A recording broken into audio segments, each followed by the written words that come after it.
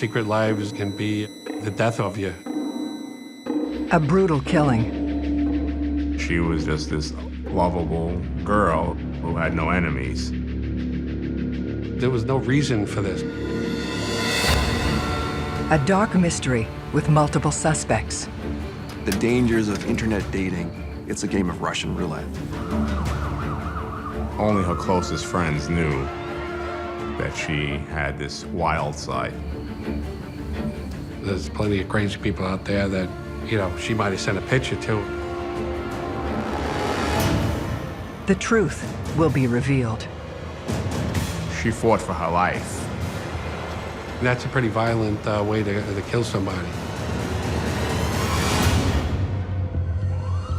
Every day in North America, dozens of people are murdered. The key to solving the toughest of these homicides lies in the final 24 hours of the victim's life. To crack the case, detectives must reconstruct that critical timeline.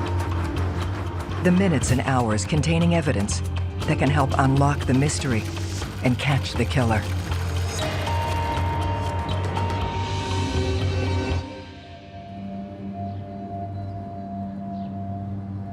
Staten Island's Willowbrook neighborhood. A world away from the hustle and bustle of New York. It's basically like Smallville, USA. The neighborhood itself is made up of a lot of Orthodox Jewish families. On a sunny Saturday, you'll see people walking to the synagogue. Safe, quiet area. But when a mother comes home one night after work, she finds it far too quiet. Aliza Parsy came home around 7 p.m. that night. Something didn't appear to be right from the beginning. The back door appeared to be open. She thought her daughter, Aliza, would still be at work. The house appeared to be in disarray. There was papers thrown on the floor, drawers open, objects thrown all over the ground. The first thing she did is to call her daughter to see if Aliza was okay. There was no answer. She was upset and worried. She goes to check her daughter's bedroom door.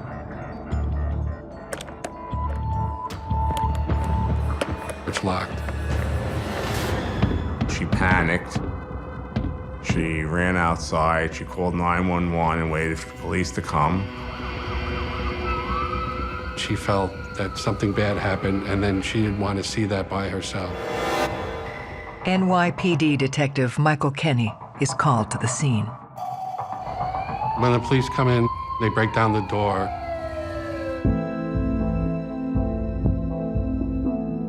Aliza Parsy was found dead in her bedroom. She was 18 years old.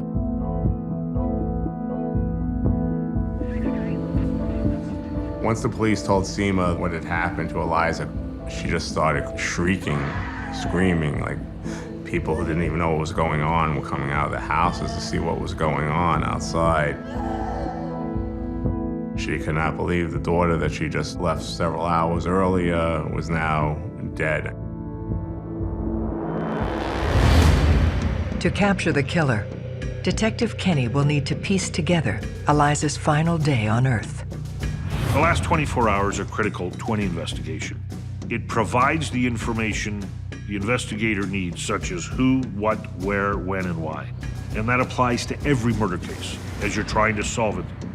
The first thing we do in trying to determine the time of death was speak to the last people that spoke to her. So our first interview, obviously, would be Seema, her mother. When Seema left around 10 a.m. in the morning to go to work, Aliza was still home. Aliza normally would have been going to work around 1 p.m. That particular day, she called in late. So she was going to work after 1 o'clock. Seema comes home around 7. So somewhere between 1 p.m. and 7 p.m. is when Aliza was killed. Through tears, her mother provides the details of Aliza's life. now cut tragically short. Aliza and her mother were very close. This was her little girl who she was looking forward to, watching grow up and get married and have kids. She just graduated high school. She was taking off a year just to work and save up some money. She was just a very friendly, outgoing girl, liked by anybody who knew her. Aliza grew up in a very religious, Orthodox household. Her mother and father divorced about a year before the murder, and her father moved back to Israel. Aliza's mother isn't the only family member interviewed at the scene. Aliza had a half-brother, Raviv Gabbay, and he was just getting married as the parents got divorced. Raviv ran a kosher cookie business. I wanted to know what he did that day, where he was. Raviv told me that he was delivering cookies. He was out on Long Island around 1 p.m. Making a delivery. After he learned of his sister's death, he came to the house to console his mother. Raviv was with Seema, hugging her, consoling her, and asking me a lot of questions. How could somebody do this? We need to solve this case. For Detective Kenny and his team, the first step is to examine the crime scene. There's Aliza laying on the ground, naked. There was a pillow over her face, a towel underneath her, and a mattress that was pulled over part of her body. Her hair was wet still, so they were theorizing that she would have just come out of the shower. But it almost appeared that she was placed there. It looked like there was some bruising on the face. There wasn't a lot of trauma to the neck. Suffocation is one of those types of murder that requires the victim to be overpowered by the assailant. It is not a death that is easily accomplished if the victim is able to fight and struggle, and therefore it can take a prolonged period of time, and there's an element of pain and suffering. But this person overpowered Aliza pretty quickly, but you would think it would be a male, somebody bigger and stronger than she was. She was in a state of undress, which automatically you have to entertain the possibility that there was sexual assault or sexual activity. We fingerprinted all the areas that we could. We bagged the pillow that was over her face, the towel that was underneath Aliza. There was a spot or two of blood on the towel. And they discovered some skin under her fingernails. Of course, they scraped that and sent that to the lab also to check for DNA.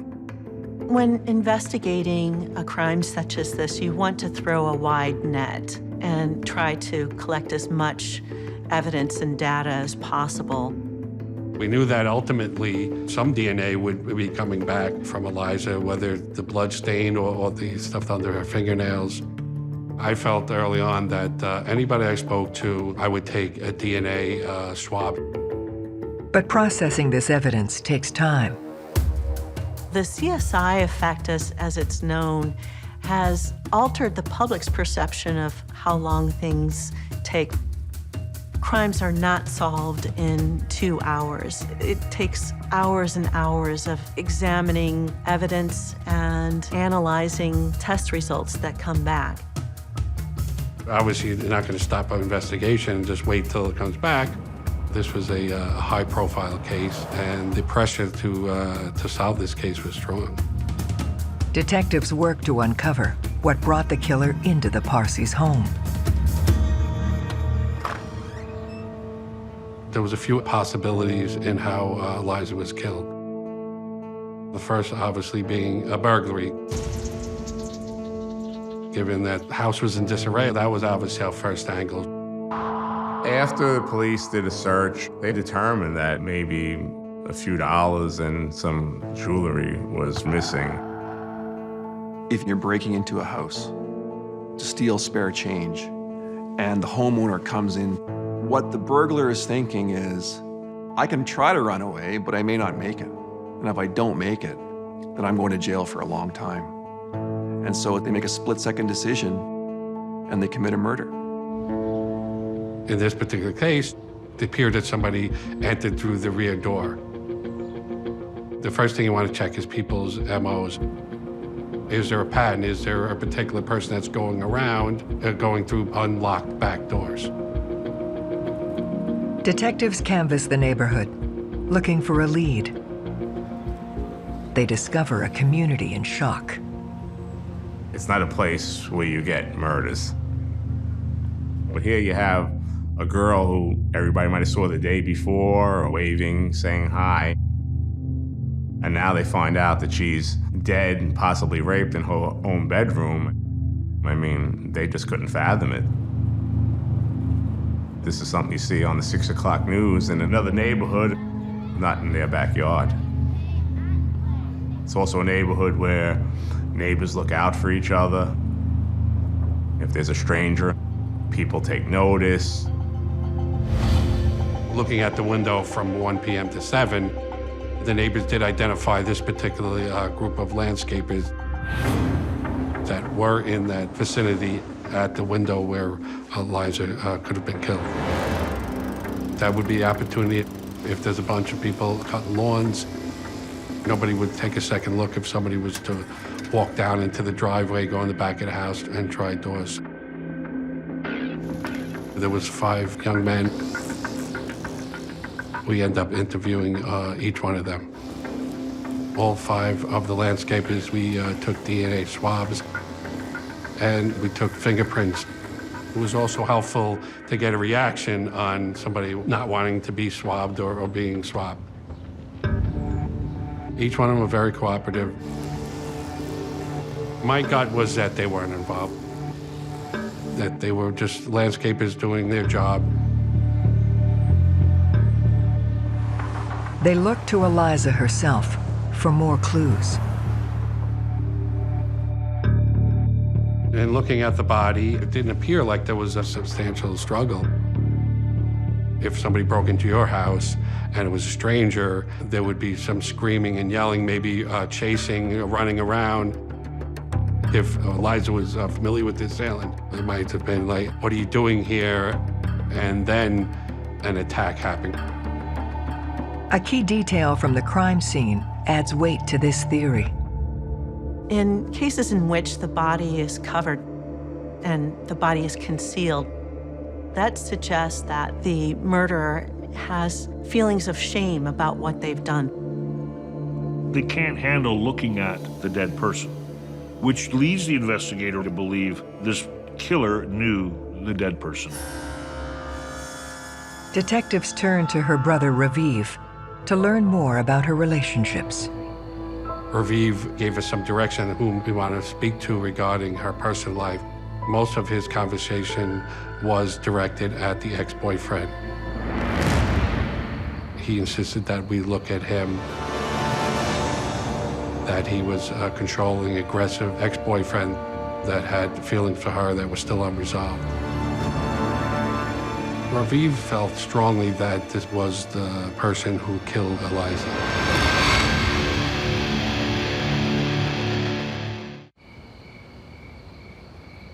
The troubled history between Aliza Parsy and her former boyfriend Marique has caught the attention of the NYPD. She had broken up with him a little while before, and he did not take it well. On surface, it's just a couple of teenagers breaking up. This was a little more intense. She was this Jewish Orthodox girl, and he was a Muslim, came from a Muslim family, so some people wondered if that's the reason why she broke up with him. The families didn't really want them together in the first place. He started to stalk her, follow her to work, follow her after work, seeing where she was, who she hung out with. He just wouldn't take a no from her. There was one time when he even broke in.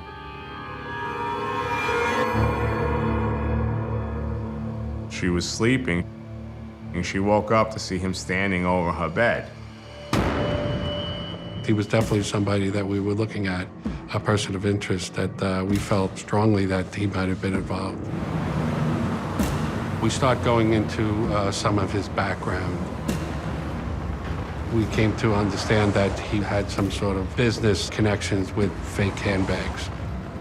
He was somewhat of a quasi-criminal. He wasn't an altar boy, so to speak. Then, Marique shows up at the crime scene. It's rare to have persons who I will call witnesses for now, waiting at the crime scene to volunteer information to the police. It's unusual. I felt it was important to grab him, bring him back to the precinct, and basically get a timeline from him in the last 24 hours where he's been. His whereabouts for those 24 hours was, I was home, sleeping, and did this and that. He didn't have a concrete alibi, especially the window that we were looking at from 1 p.m. to 7 p.m. Detectives take Marique's DNA and look into his movements on the day of the murder. Aliza lived in Staten Island, and Staten Island is separated from the rest of New York City by the Verrazano Narrows Bridge. A lot of New Yorkers have what they call an easy pass. They will have a time and date when somebody went over the bridge and paid the toll. So this is a very effective tool for police. We ordered the Easy Pass records, we ordered his telephone records. We were waiting for them to come back, along with the DNA. Marique's behavior takes a strange turn. Marique showed up at the funeral. It was quite the ruckus. In fact, I think Raviv had to be restrained from going after him. The mother was yelling and screaming. They had to forcibly remove the ex-boyfriend from the services. For the ex-boyfriend to go to the funeral, from my perspective, there's be a couple of reasons. Number one, he wanted to go to appear that he was grieving Aliza just like everybody else. He also might have wanted to go to see other people's reaction, what information he might be able to gather from the conversations at the service. Staying close to the investigation could be a reason to be there. He was a constant person of interest. As the spotlight glares over Marique, Aliza's pathology exam reveals a key new detail. It was determined that she was not raped, but it was determined that she recently had consensual sex with someone. One of the angles that they're normally going to look at is talking to Aliza's friends to get an idea of the person that died. And in the conversation, they let us know there was this kind of secret life that Aliza was living. Only her closest friends knew that she had this wild side to her, where she would go into clubs in the city, and sometimes she would meet somebody that night. And to the people on the block or her neighborhood, that was probably just as shocking, if not more, than the murder itself. She had a very solid community of people that were the same as her. And, at 18 to say, you know what, let me go into the city, find somebody different, find somebody more fun. There's a certain maturity to think of that and want to explore outside your own little community. But Aliza was doing more than frequenting clubs.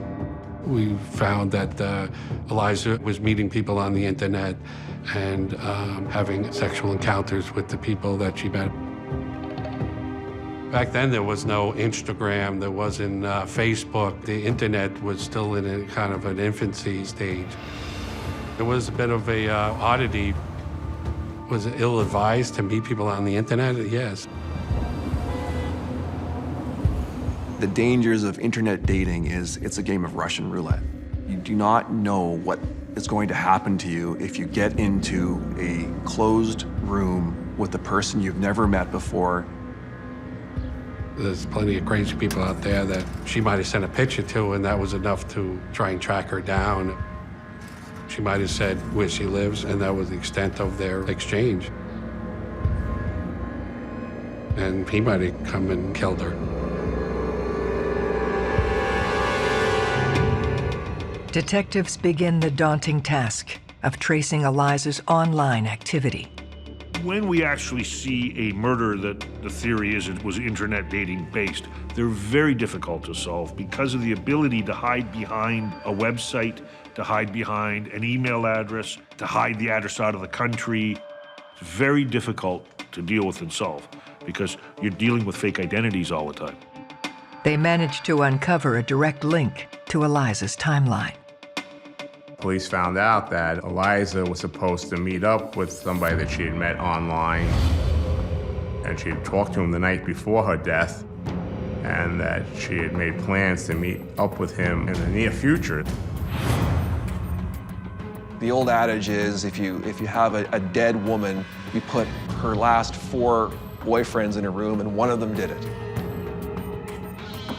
Is this internet encounter with this young man, maybe he wanted something more and she didn't want to give him it.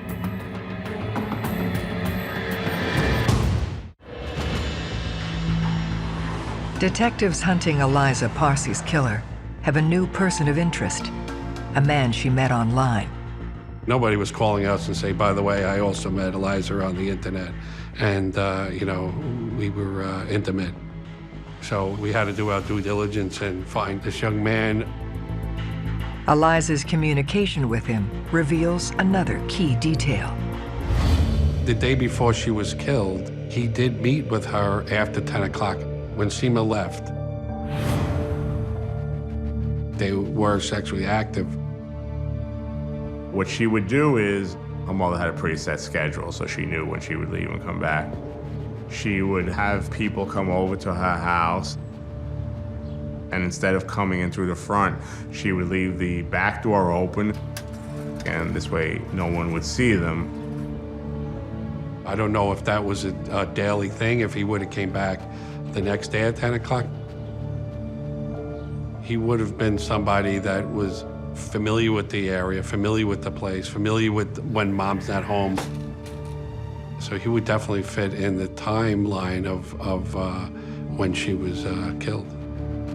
In order to speak with him, they must first track him down.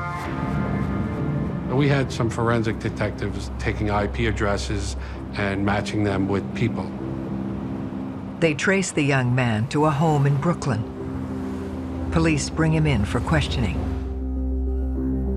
If you've communicated with a person on a computer, there's no way of hiding that. And there will never be a way for you to deny that. Full stop. He was cooperative. He was forthright that he did know her, that he did meet her, that he'd been to the house, how it was coordinated. You know, he waited for her sometimes.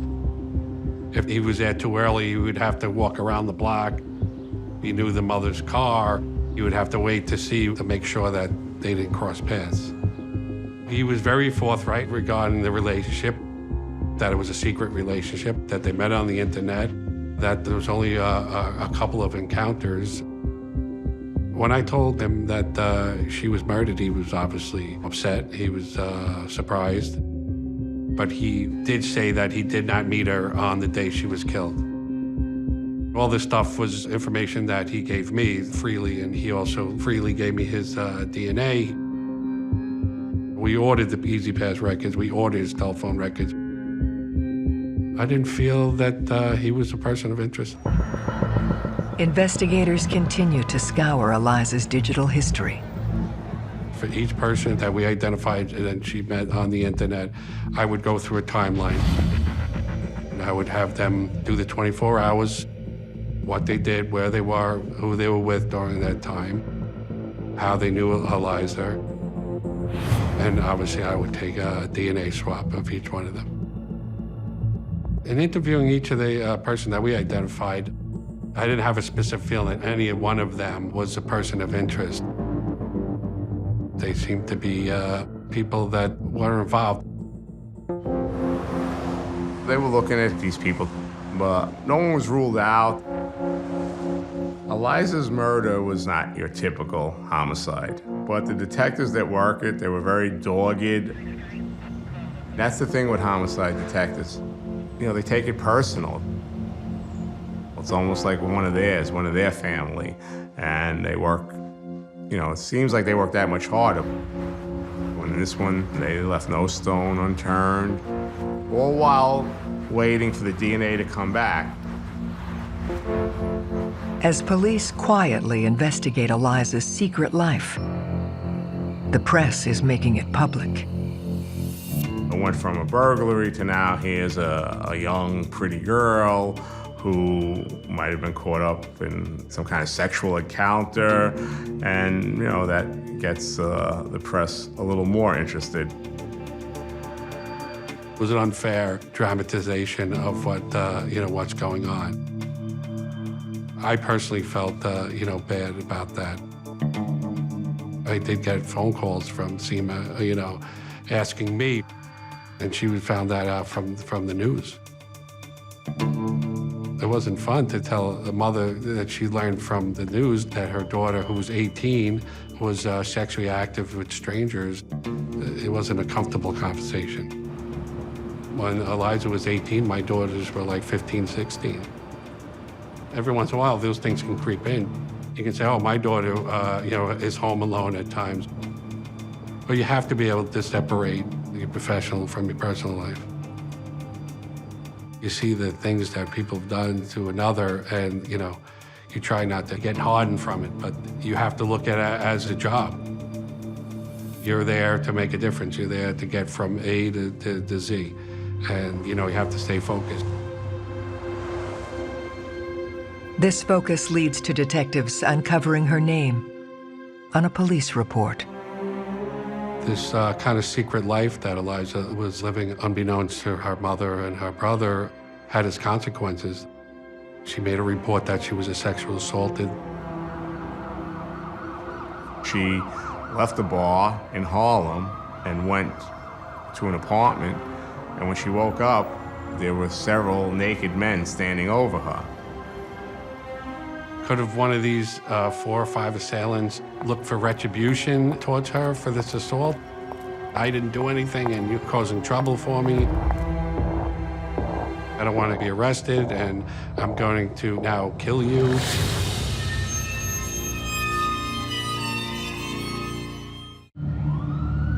A report claiming Aliza was sexually assaulted by multiple men gives Detective Kenny a new line of inquiry. I think this kind of alternate lifestyle that she was at a young age of 18 had its consequences. And this was obviously something of interest for us as to what might have caused her demise. But tracking them down will be an uphill battle. Police investigated it, but they were not able to arrest anyone. It wasn't like all of a sudden, this is it. We found out that she made a complaint that she was raped, and these are the people. There were so many different layers, so many aspects. But you always have to follow wherever investigation goes. You're not going to discount anything. Obviously, then I had to follow through with that and find out who she met and how she had contact with these people. You as a police officer have to be aware of that at the time, that if there are other suspects, you must investigate them. It's part of your job.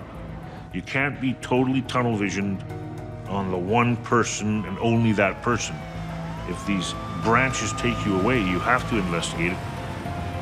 As detectives search for the identities of the men who assaulted Aliza, the DNA results come back and open up an entirely new direction. The first phone call I get from the medical examiner's office is that the DNA results ruled out any of the males that she met on the internet, the landscapers. It ruled out the boyfriend, the ex-boyfriend. To my surprise, the DNA that is found on the towel was that of a relative, of a male. The only male relative they had was the half-brother. Raviv Gabbay. To me, it wasn't like, oh, we got the person. It was that, could have been the blood was left because he had a bloody nose the day before and they just didn't clean the towel. DNA can be a very helpful investigative tool in that it may cause investigators to look at someone that they had not considered before, that they may want to investigate what their activity was the last 24 hours and how that related to the victim's activities. Detectives work to understand how Raviv fits into the timeline of the homicide. When I originally spoke to him and asked him where he was, what he was doing that day, he said he was out in Long Island making a delivery. We just started to break down where he said he was at what particular time. So we ordered his Easy Pass records. Once we get the records, we'd be able to get a photograph. As you go through the toll, he takes a picture. They're what they call robbery cameras. So anybody that comes onto the island, we can basically have a picture of who was in that car. He had a very unique delivery truck. We had photos of him coming over the Verrazano in around 1 o'clock. Now Raviv is a person of interest. Why would he say he was somewhere else at the window where she was apparently killed?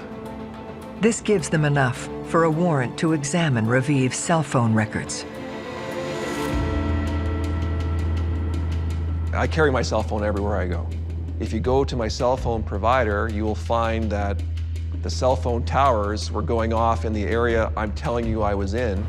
Depending on what you've got turned on your phone, you can be placed down within 2 or 3 yards of where you actually were at any given time. And unless it's a great coincidence that I just happened to be within 10 square yards of where the murder took place, and I had a motive and opportunity to do it, my cell phone is going to clear me. When we got his cell site information puts him in Staten Island in and around 1 p.m. We knew exactly where Raviv was at any given time. 1:30, we have him in the area of the house. And then right on the corner around 2:10, so why would he lie? Raviv's timeline gives him means and opportunity. Next comes the search for motive. About a year or so before the murder, Raviv got married. And as a wedding gift, the family gave Raviv the business, delivering the cookies to the grocery stores. The problem with it was that whether it was Raviv not knowing how to run it, being a young kid, just married, but the business wasn't doing well. We found out that he was trying to keep his wife in the lifestyle that she was accustomed to. Our parents had a very nice house. They had more money than Raviv and his family, and that was a lot of pressure on him. I've experienced several cases in my time where the suspect is a family member. This often happens when there's inheritance involved. So money is a great motivator. Money makes people kill too. But Raviv's money trouble doesn't explain why Aliza would be targeted. But Raviv did stay close with his sister. He still kept an eye on her, asked her what she was doing. There was nothing that there was hostility or she owed him money or they grew up together hating each other. But you want to kind of let the facts take you to whatever place it takes you. With Raviv looking guilty, detectives need to compare his DNA specifically to what was found at the scene. The DNA that is found on the towel was that of a Raviv's. And the skin under her nails was in fact also Raviv's. There's nothing more solid than when somebody was assaulted and there's dead skin under somebody's nails. Why would a brother want to kill his sister for no reason? It doesn't make any sense.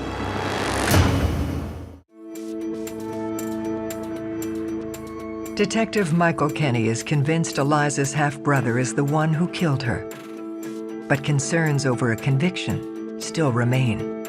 I have to go back at some point and tell the mother that your son killed your daughter, and she's gonna want to know why. The best way to know why is to get it from him. So I called Raviv and told him the ex-boyfriend had some other friends that we were looking into, and I don't know who they are. I asked him to come to the precinct and look at some photographs. So he's a little belligerent. He started giving out to me that why it's taking so long, that this case is going on for a month. We all know it's the ex-boyfriend. Why don't you arrest him already? So I have to play along, and I was apologetic. I'm trying my best, but I need your help. To my surprise, he does come in the next day, but he brings his wife. I have his wife sit in one room, and I bring him into an interview room. Armed with a meticulously constructed timeline, Detective Kenny goes in to break apart Raviv's story. I start again asking him about his whereabouts, where he was and when. So he starts answering the questions like normally. But then he starts like, why are you asking me? I thought I'm here to look at pictures.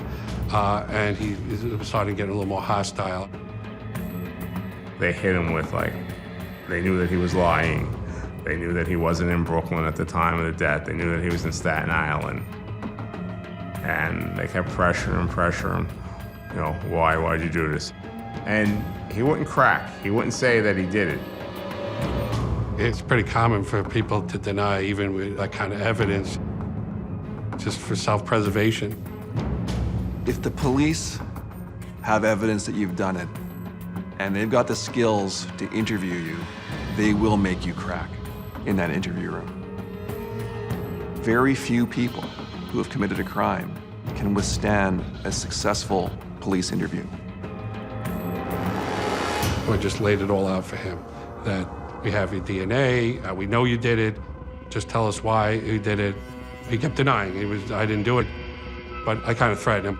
I told him, tell me what happened, or I will go out and tell your wife and the community that you raped your sister and that you and then killed her.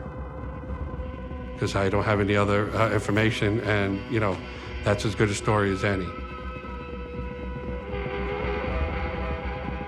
At this point, he started crying. He told us what occurred. He tells me that the business wasn't doing very well. So in Raviv's mind, something that might have been worth a lot of money a couple of years ago as a wedding gift wasn't worth anything. So he felt that he was still owed a wedding gift.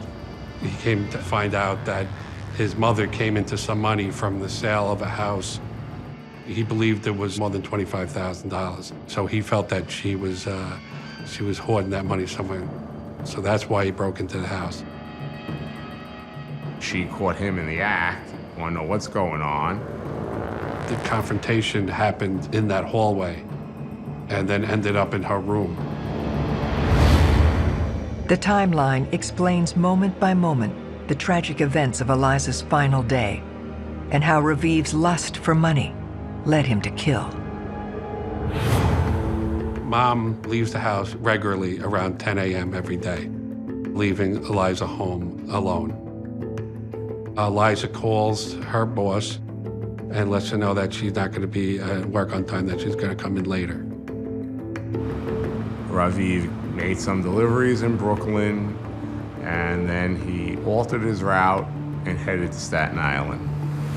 He went over the Verrazano Bridge, went to the apartment that he went to many times before, entered through the back door, which he knew was open at times. He already had gone through the downstairs, and he was in the mother's bedroom looking for the money. Aliza's just coming out of the shower with a towel on her, and he's going through drawers. She could have grabbed the phone, I'm calling Mom or I'm calling the police, which would have escalated his anger. She put up a valiant fight. It was all skin under her fingernails, like she fought for her life.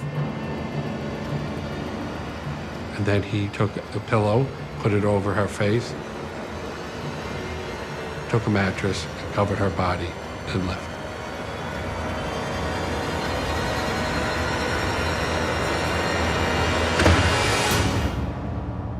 After he killed her, he got back into his van, which was still filled with cookies, drove back over the Verrazano Bridge, and went into Brooklyn and finished his route. He did show up later in the day, and again appeared to be a very upset brother. But it turned out to be just an act. Raviv never found anyone in the house because, unbeknownst to him, that money was spent. So there wasn't any money in the house to begin with. I never felt Raviv had any remorse. Sometimes you'll feel like somebody is telling you what happened as I've been holding this in for so long. It just comes out in kind of a release of guilt and stuff, but I never felt that Raviv had an ounce of guilt. If you define a sociopath as just some lacking regret, I think you'd probably say he's a sociopath. Police charge Raviv Gabbay with the murder of his sister. I have to tell a mother that we solved your daughter's murder, but it was your son who did it. So, it was difficult for me to do that. And, when I went to the house and I told her, she was hysterical. She spoke about her daughter and how beautiful she was and all the things that she had going for her in the future that was ahead of her. And how the son that she brought into this family ultimately killed her. On May 2nd, 2006, Raviv pleads guilty to a reduced charge of first-degree manslaughter. He is sentenced to 18 years in prison. 1 year for every year that Aliza was alive. So he had to do the same amount of time in prison. Seema then just started yelling uncontrollably in both English and Hebrew at her son, asking why, or how could he do such a thing? How could he commit such a crime? Here was a young, vibrant girl who had her whole life ahead of her. He ruined so many lives just for a couple of dollars and a piece of jewelry. I personally felt for the mother. She lost both her kids in the same day. It just wasn't a happy ending. It goes counter to the whole notion of family. It's a complete destruction of that trust that you have in one another.